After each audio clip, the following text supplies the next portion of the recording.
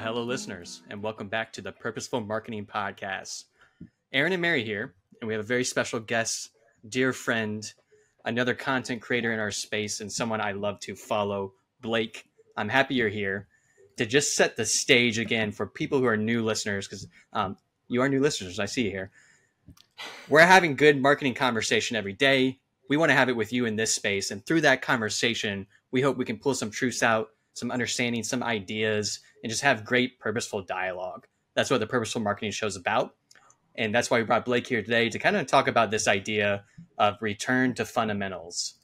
Before we get to the idea, I just want to throw it over to Blake. Again, I just told him he can have fun in the Purposeful Marketing Podcast. I want to honor that truth and just kind of give him the floor just to introduce himself, kind of talk about what he's doing, and then we'll get to it. So Blake, take the show. For sure. So I will provide the elevator pitch intro of me and my background, but I've got to say, so you said like content creators, Aaron. So I was talking with my younger brother, and I was telling him, I posted on LinkedIn, got the podcast, doing that stuff. And there was like a tweet I saw where it's like, one day you're young and cool, and the next day you're thinking about B2B SaaS. And like, I just thinking about the idea that we're like creators in that space. Just, I don't know. It's just pretty cool. Yeah. So anyhow, I just had to call that out. So for everyone who doesn't know me, which is probably most people, so my name is Blake Strozyk. I am the founder of a B2B SaaS and tech demand gen consultancy. That's a mouthful there. So basically what I do is I help, seed through Series B startups drive efficient pipeline growth through their paid media efforts and like organic demand gen advisement. So a little bit about my background. I worked with a Series D pre-IPO startup as a senior demand gen manager, worked at an agency called Refine Labs, where I worked with 6 Series A through C B2B SaaS and tech companies. And then before that, I led marketing at a small B2B bootstrap tech company here in Cleveland, Ohio, where I was serving a really niche audience, the corrections audience. So I got to learn a lot selling to that. So that's my background, how I got to where I am today. And I am pumped to talk fundamentals with you guys today. Heck yeah, thanks for that, Blake. I think why I wanted Blake to introduce himself, to just offer some authenticity about what we're talking about, because his role now is he's going to see this a lot, working with new clients and looking at their entire business strategy and maybe ask the question of, how can I get them to fundamentals? So when we say return to fundamentals, I think what resonates with me most, as I'm someone who really handles the operation of marketing within my clients, is if I don't understand the strategy, I don't understand how to operate efficiently to get the results. That's a major problem. And I think we've seen this way too often. Now, Mary, what's special with you coming into your VP of marketing role is you're kind of setting the stage now. So do you really want to talk us through like, what is a good strategy from the business and marketing level? And then how are you kind of filtering that down to the activity you're doing?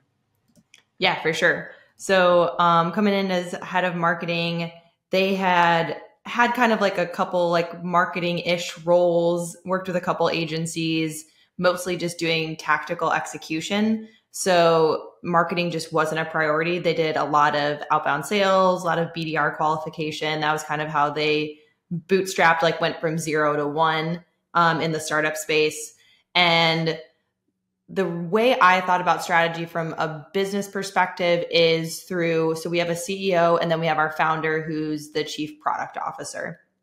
So talking to them before I even was hired, so I, really wanted to dig in and make sure this was a good fit for me, knowing where they were at in terms of growth. So one of the things that really attracted to me to map my customers was they weren't like, we need to a 1 million X revenue by the end of 2023. They were like, look, we know we need marketing. We're okay if we're completely stagnant for all of 2023, as long as you're doing the work that's going to set us up for success for the next 2 to 3 years. So like, that's our runway. So our runway is 2 to 3 years. We're okay if we're stagnant for the rest of 2023. So that helped me, like, not because it's an excuse for me to not do anything and remain stagnant, but it helped me realize that they're not this like growth at all costs. They're not going to force me to do marketing tactics for the sake of growth. And, we talk a lot about like MQLs and just getting a bunch of leads that aren't going to close. So that was number one. And then number two was the vision. So I wanted to make sure this company had a vision of where the product is now, how it's helping customers solve problems, but also where it wants to be in the future. So what I love about our founder and chief product officer, his name's Matt Sniff on LinkedIn. If you don't know him, go look him up. He is really excited about this product. It was like this homegrown thing he built for his dad, but he has big ideas, big visions, and the product roadmap really spoke to that vision. So those are the two things that attracted me the most. Was there wasn't this growth at all costs. We don't care what we do as long as we grow. And then number two is they had a big vision, and marketing really did feel like the kind of missing piece of that. So I don't know. I kind of rambled for a little bit. So no. Because I think what I wanted to do with you is like give a real example of this process now. So then I could ask the question to Blake first, and then we can all answer essentially, why is this not happening? Like, why is there not a good business strategy in place? Blake, you're talking to a lot of clients when you come in. Like, what are the things you are observing, or just generally what your thoughts are on that question? So, no, that's super helpful context, Marion. Yeah, Aaron, good. I think a good job teeing it up there. I think, what stuck out to me, Mary, first about what you said, then I'll talk broadly about what at least I see with the clients I work with. So one thing that you really talked about was just really alignment with the founders and co-founder, right? Or the chief product officer, the founder, and the CEO, where they know like, okay, this is a strategic investment that we have. We're okay if we're stagnant, which is something that like you said, it's not an excuse to not be accountable to results, but it is expectation setting where it's like, okay, we know our sales cycles are X, or we know we need to figure out which segment's going to work. So you have that room to experiment and do it the quote unquote right way. So you're not forced into, prioritizing short-term results. So I think for me, what I see, and I think you guys have probably seen this too, really there's a couple of fundamentals to have in place for a company to, have good aggressive growth. And so it's at a company level, so the company strategy, and then like the marketing strategy level, and those bleed into each other. So at the company level, kind of how I see it is you have the market opportunity. So how big is the market you're going after? Is it growing or shrinking? Is it growing, stagnant, or shrinking?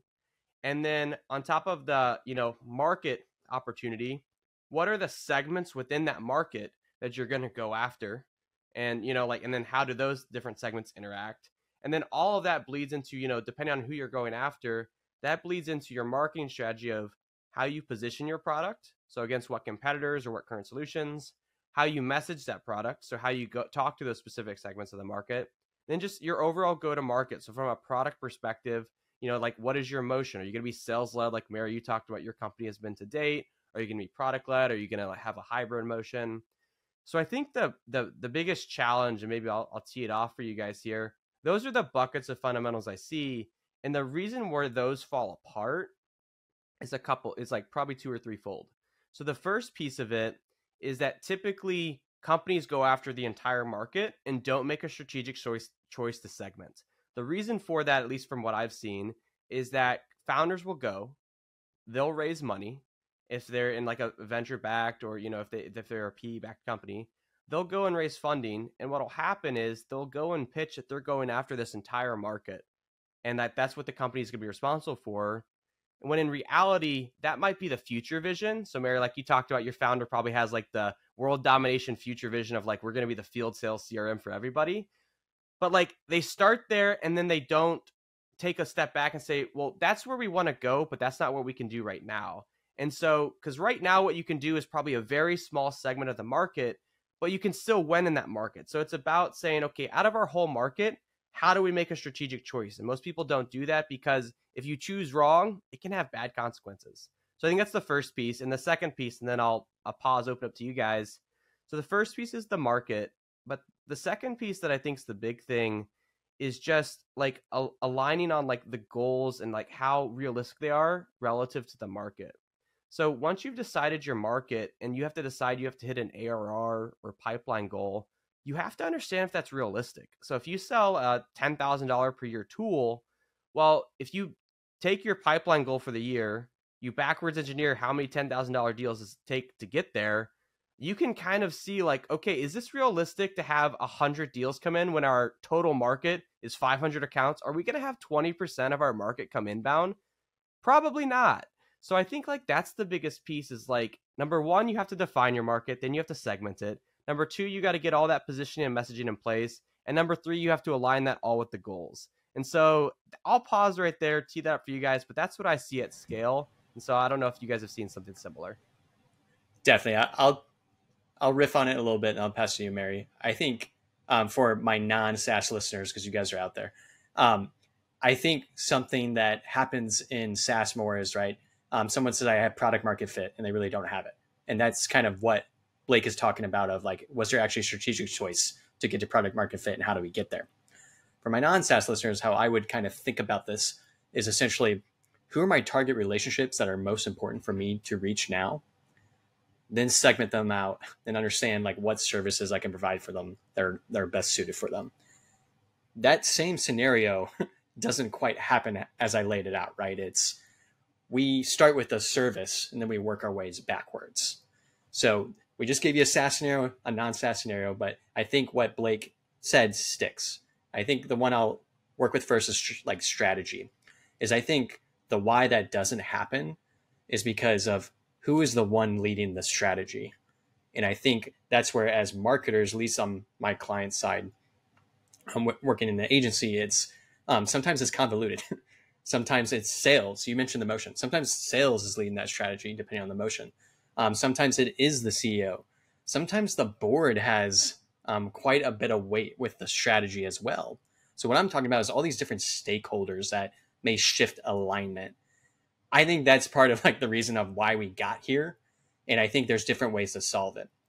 Mary, I'll pass it to you just from the strategy standpoint. Do you kind of want to riff on that a little bit? Yeah, I totally agree with you guys from like the SaaS and service oriented business. And I then, before I was at Gorilla on the service side, I was on like manufacturing product side. And, it was a big company, a huge industrial company. And, strategy didn't bleed down. So top executives might have had a strategy, but it didn't really reach the mid-level or kind of user tier. So like the very low tier, which is where I was as a marketing specialist. And so I was like operating with no goals and no strategy in mind because it just didn't ever bleed down to that level. So I think that's an interesting one too. And I'd be interested, like kind of curious to get your guys' take. We were also kind of the leader in our space, like far and away, like had more than 50% of market share. So I think in a way, product businesses or manufacturing businesses that have been around for a long time can get a little bit comfortable in that. And so the strategy just becomes like, continue, like don't decline, maintain our 2 to 3% revenue growth year over year. And then, red flags if anything changes there. So that's just another interesting take that I've noticed. I agree with your guys' takes on SaaS and service. And then that's just an interesting thing on the product side. Definitely. Blake, working with your clients, because we'll handle the next one after this, but how do you help them make strategic choices? If like that's the first item in that 3 there. So that's a good question. I think just going back real quick to your guys' points on service versus, product manufacturing, you kind of have a fixed margin. I think just kind of setting the stage, and then I'll talk about specifics, how I help with strategy. I think one of the things is it's what you guys called out. It's so important to understand what your business model is. So like the 3 we just talked about, SaaS versus services versus manufacturing product, all have very different like revenue motions. Like SaaS is at high margin. So you have 80 to 90% margins, after you have your data centers and have all that stuff, right? Like obviously you have the development costs. Services, you're going to be a lot lower margin, but you can, you're going to be much more profitable. And then like manufacturing, in that case, I'm not going to pretend to be an expert in any of the 3 of those, but for manufacturing, from what I understand, right, like you have a pretty fixed margin amount. So anything you spend for marketing is going to kind of eat into that margin. Like you're not going to just make more necessarily. So I think what's important though, is like what we all just 3 talked about. It's understanding like, okay, regardless of which business, how do you set the strategy? So I'll talk about how I help at least SaaS and tech companies set strategies, even though I am working with 2 professional services companies. So maybe that can help as well. But really, I think the best place that I start with a lot of teams is like I always ask my clients, provide me an account list of people that you can sell to. And the reason that I do this is twofold. One, I use this as part of our advertising efforts on LinkedIn. I found this to be a lot more reliable than LinkedIn's native targeting because of the second point here, where having an account list forces you to make a strategic decision. It forces you to go into a third-party database, to go into your CRM, to go build it for yourself, but to basically say, hey, these are the people that we can sell to. Like, it's not just saying like, oh, people will find us or we'll find them on LinkedIn. It's saying like, no, like these are the people we've identified based off this firmographic, psychographic, whatever data that we know we can sell to. So that's like the biggest piece I see. Now, the pitfalls of that are like, you could choose the wrong account list. Like I've done that before, and you don't sell to that segment. So that kind of sucks.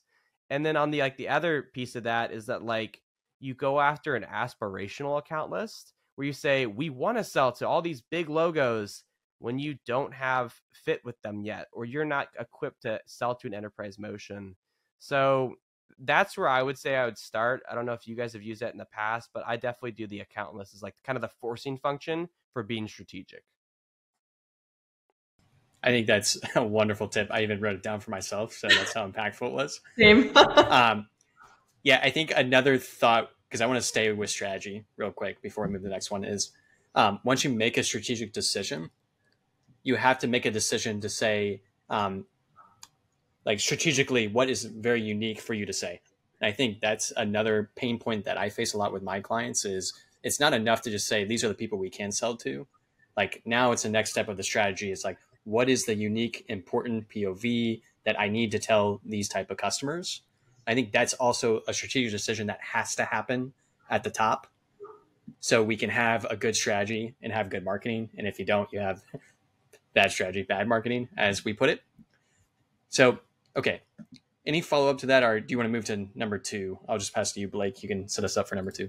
Yeah, so I think, before we kind of get into point 2, I think one way to highlight the importance of setting an account list strategy and like how it can help with differentiation. So I'm a services business, right? I'm a one-man consultancy, and work with a couple of contractors, but basically what I sell is a commoditized service, right? I sell paid ads management. You can go on Upwork, you can go on Fiverr, you could go into your LinkedIn DM wasteland and see a bunch of people selling that type of service. So it's like, for me, right, I live with this every day. How do I set apart from other competitors, right? Quote unquote competitors. And so the way I think about this, and I mean, this bleeds into how I work with clients, is that I have 2 or 3 core differentiators. So the first is focus. So I could sell to anybody in B2B, but I choose to sell into B2B SaaS and tech. So that's one, is focus. So that kind of narrows my list. Like I have a list of like 3,000 companies from Crunchbase of seed through Series B tech companies that are based in the US. And Mary, would you believe it or not, you are on that list. How cool is that? But anyhow, Yes. I know you've made it where you are on a scraped list. But so that's one thing, right? So it's like I've niched down there. So that's what a lot of companies can do. The second thing is, because of that niche down, I have different messaging. So I had an interesting call with, and again, like, I don't know if this anecdote's helpful, but I think it might be, so I'll share it. Like, I had a call with a guy who runs a marketing agency for dog trainers, about as niche as you can get. 700K ARR business, healthy business, but his messaging, like, he was on my website and he's like, I don't know what you do. And I was like, that's okay. Because we were kind of just talking, swapping notes. But like, his messaging to his clients is very different, right? He's selling to dog trainers. So same services. We're both doing Google Ads work. We're both doing Facebook retargeting. But he's selling to dog trainers, and he's saying, hey, I'm going to help you get more dog training clients or more booked appointments for pet parents, whatever the language is, right? Well, I'm trying to tell B2B SaaS and tech companies, hey, I'm going to help you drive more efficient pipeline growth.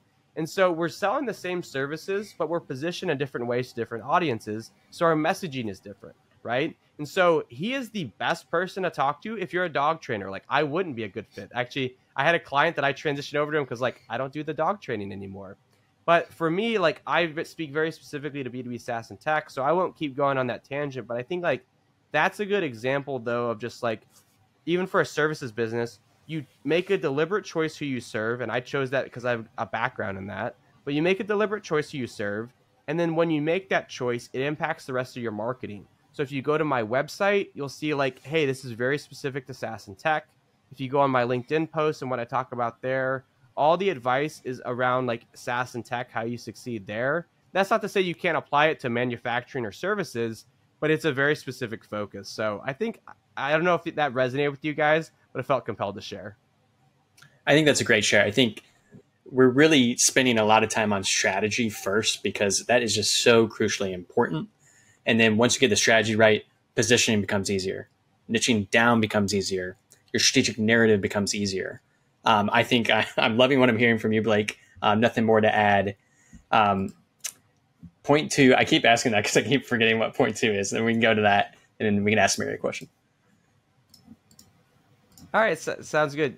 You want me to go ahead and tee it up? Yeah, tee it up. Yeah, so I think, we've talked about like the overall strategy and like what those buckets are.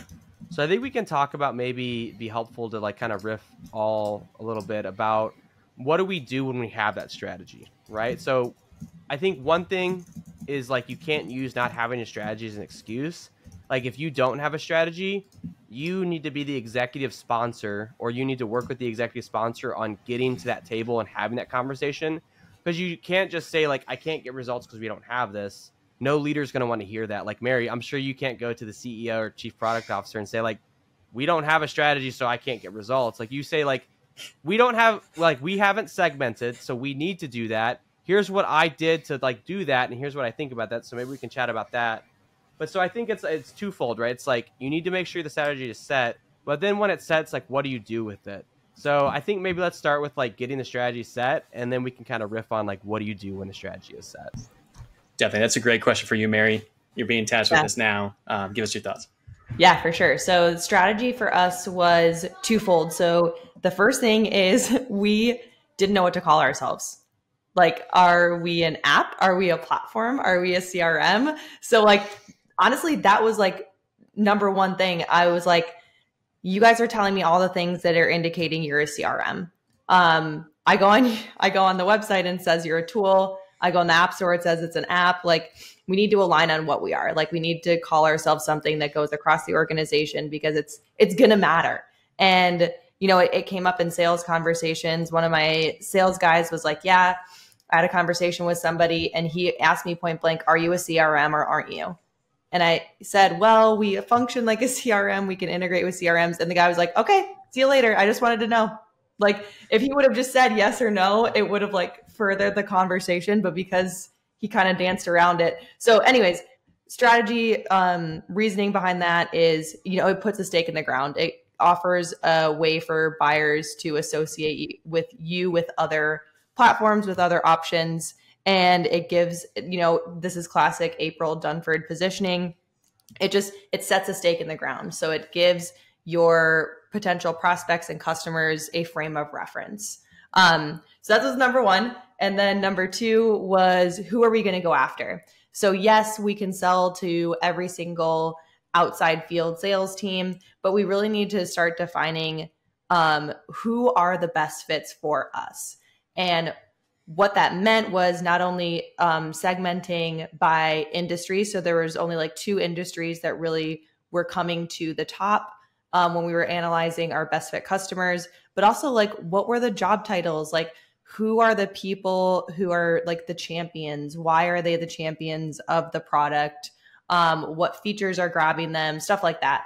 So the strategy for us was, number one, what are we going to call ourselves? And number two, who are we going to market and sell to? Yeah, that's awesome, Mary, because I think with the strategy, once that's in place, that probably led you to do different activities. For sure, yeah. I also love that you heard something from a customer say it, and that made you think about the strategy, and then you did different activities with the strategy. I think that's what we're talking about when we're saying fundamentals, is sometimes we overcomplicate things, but it's like, here's the overall thing we need to do. Let me test it once. It didn't work. Let me move to the next thing. I think for me, what I was going to offer of like how the strategy can help you decide what to do with the strategy.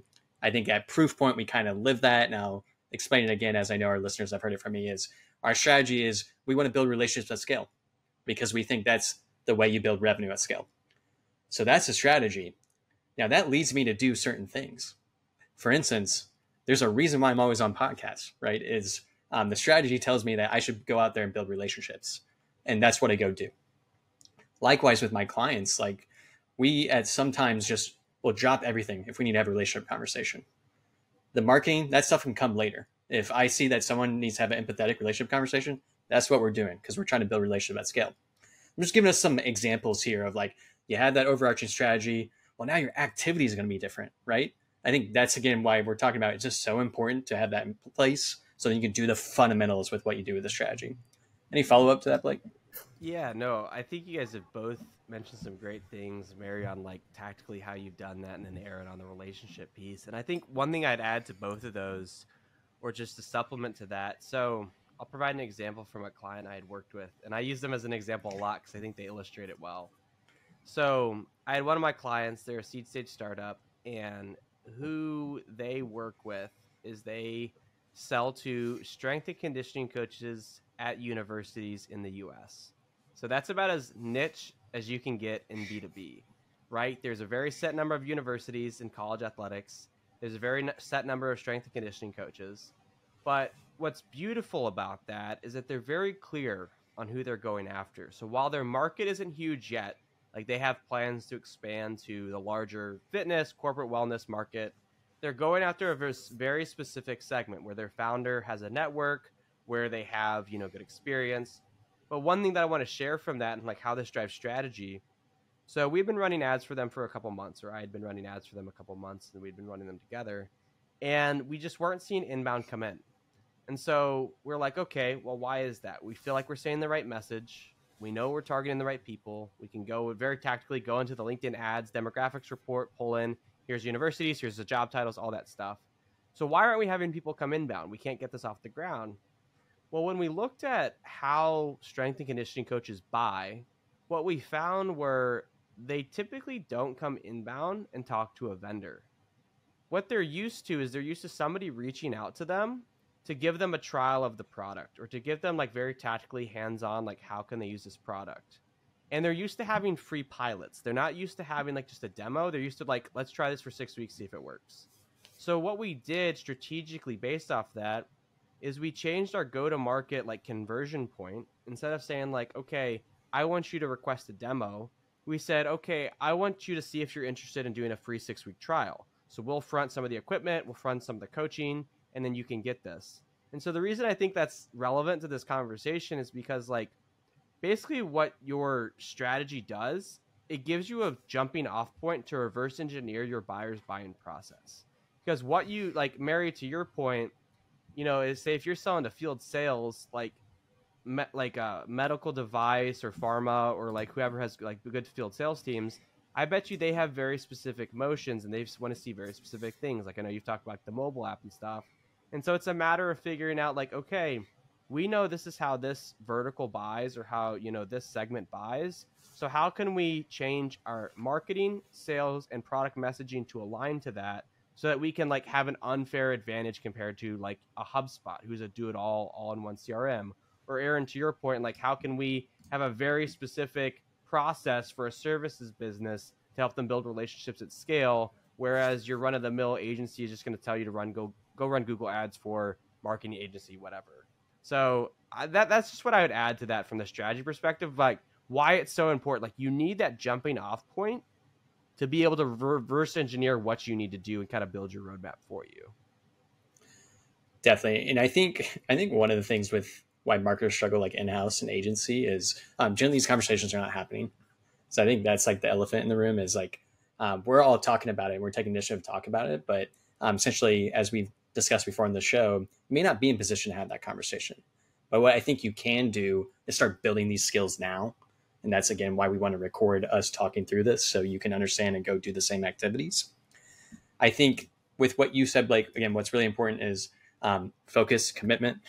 Then you can do the activities. Listen to Blake and Mary's examples of actually how they did the activities. It's going to be different for everyone. But what they did is have a strategy they committed to. It's going to allow them to do different things. Then we get to the third point, which I believe was goals. Correct, Blake? So I'll let Blake tee this up, but this is one I'm so resonant with, as I'm definitely tasked to help clients understand what their goals are and how the actual marketing execution led to those goals. So Blake, you can tee us up again and we'll take it. Yeah. So, I mean, I know you guys have both seen this working agency side and probably seen this internally as well, but like goals hit the entire spectrum. You see some goals where it's like, okay, that's realistic. That's a good stretch goal. You see other goals where you're like, there's no way we're ever going to hit that goal. And then sometimes there's no goals and you're like, how are there no goals? Like, I don't understand that. So I think across the three of them, right? Like what's consistent? So I think to consistently set good goals, like how that like plays out is that like, it's so important to, when we talked about the strategy, understanding your market and market opportunity and how that relates to your goals. So that's one piece of it. And then another piece of it is like looking inside your CRM, which I know you both have talked before. And Mary, I know we've talked about, but it's like when you start with the data that you have today, you can root in reality. So for a lot of companies, especially as you're starting a marketing program or a demand gen program or whatever it is, you can root your reality in your outbound sales motions, right? So for example, like you can take and say like, okay, if we looked at our, if we looked at our commercial organization and we looked at how much we allocated to sales, we spent $1 million on sales headcount, commission, and tech last year. And we know we got X amount of return from that. So we got this many demos in SaaS, got this many demos, this many opportunities, this many closed won customers. So you have a benchmark and you have like a grounding in reality where you're saying like, okay, this is how much it costs us today to get a customer. And then so when you're given a huge goal that's 3x what it was last year, you can basically say like, okay, like I don't have any data from a marketing perspective, but what I can tell you is based off our sales costs, this is what it would cost to reach that if we were going to use the same cost. So now from a marketing perspective, you can't just expect me to go with $1,000 a month, 2 freelancers and no agencies and myself to go and hit that same goal, right? It kind of roots it in reality. So like, I think like goals are so important. It's one to understand like, is this a good goal and realistic, which you can use with like, kind of where you're at today.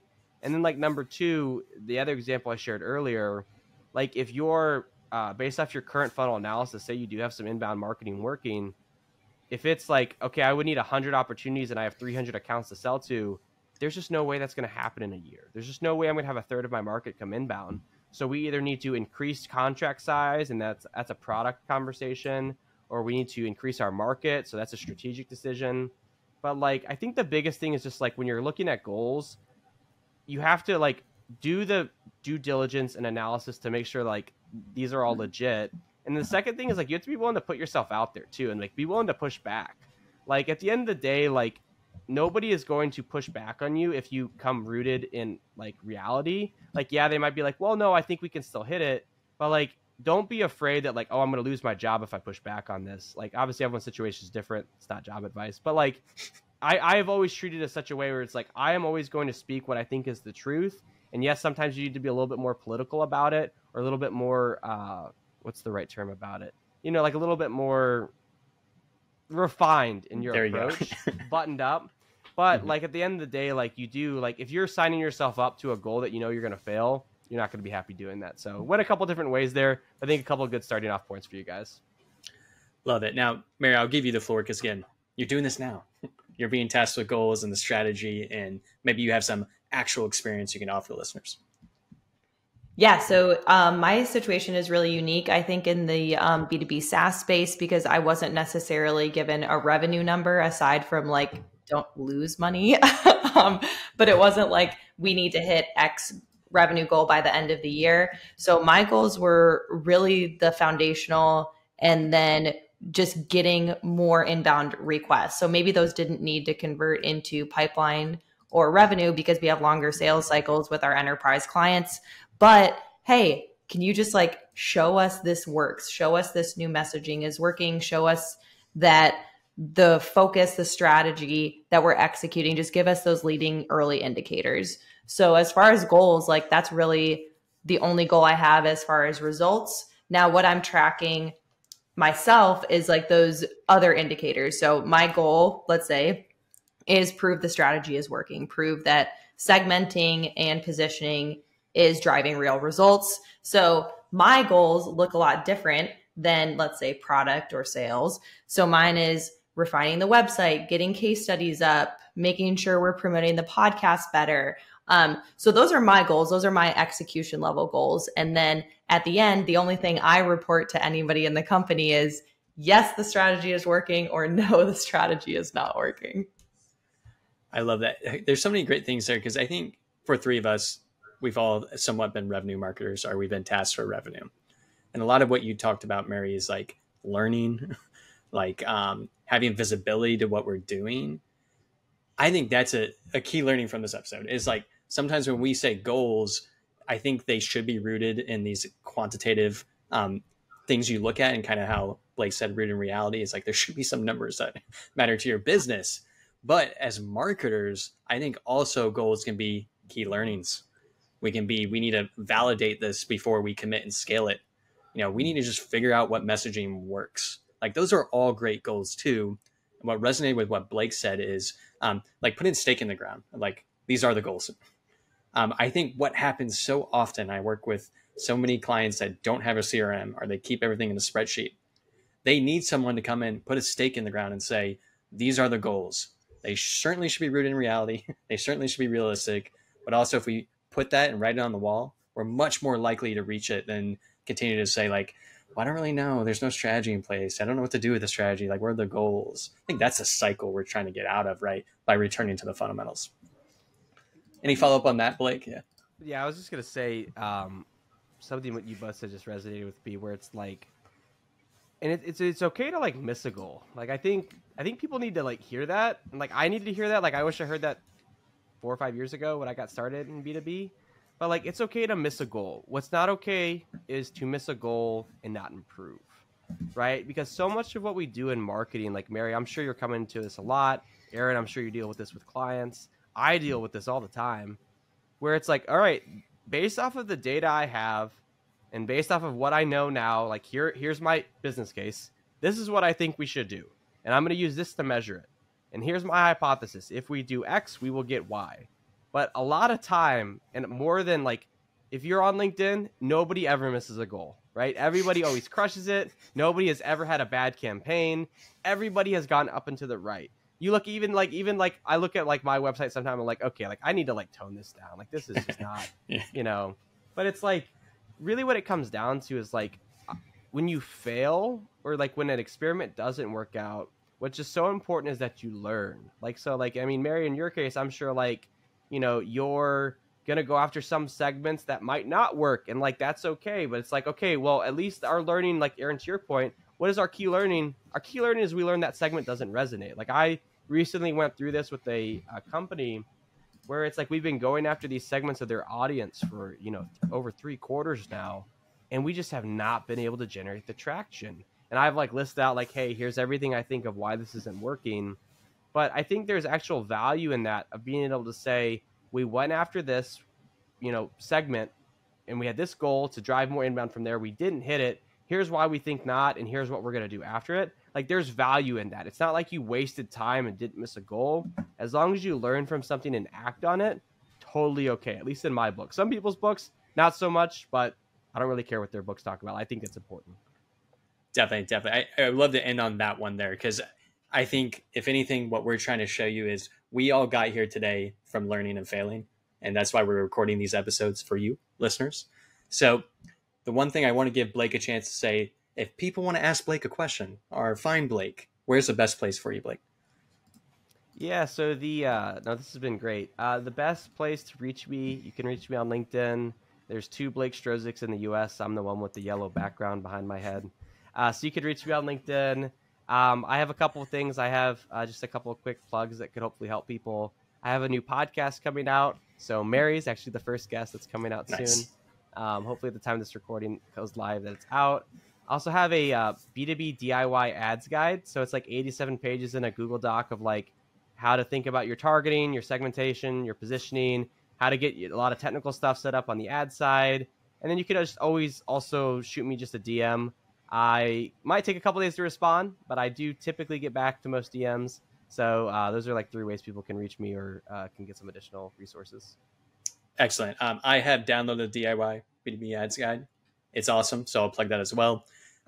Definitely ask us questions. Mary, myself, James, who's not here today. He'll be back next week. Thank you for listening to the Purposeful Marketing Podcast. My spiel that you can find it everywhere: Spotify, Google, YouTube, wherever you consume content, we are there. We are taking guests. The best place to get on the show is just DM me. Ask one of us. We'd love to have you on because I think these conversations matter.